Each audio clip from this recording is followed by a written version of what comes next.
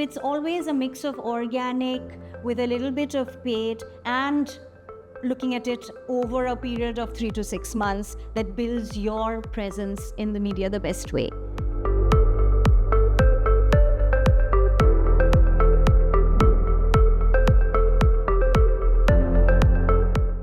Back in 2008, 2009, it was all about freehold property ads. That's where real estate developers and brokers wanted to be. And now there is so much more opportunity to sort of place yourselves. And there is not just real estate titles, but there is interest in real estate, whether it is business or design or architecture or lifestyle. So the scope of PR has broadened and extended quite a bit. And that's where your opportunity to be seen has also extended, but definitely with a lot more competition and a lot more business in the market today, which is booming. Back in the day, there was also a lot more focus on print. And over a period of time, especially post-COVID, with teams becoming smaller, a lot of journalists moving out of mainstream media, starting their own sort of title, there is a lot more digital PR available today, which is, I won't say easier to get in, but available to be seen in.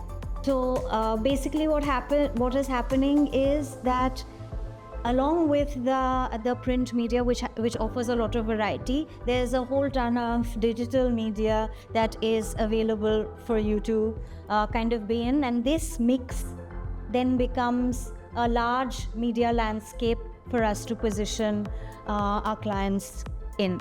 So even your news portals like Xavier, Trade Arabia, Reuters, Bloomberg have started sort of digital presence, which allows you to find a news scope, and digital has offered you more space than what your broadsheet could do before. And that's where the mix of print magazines or newspapers and digital media gives you a huge landscape for real estate today. So what works best with media is when it is consistent over a period of time. So you're constantly sort of going back to media to feed news from time to time, not just announce and stop.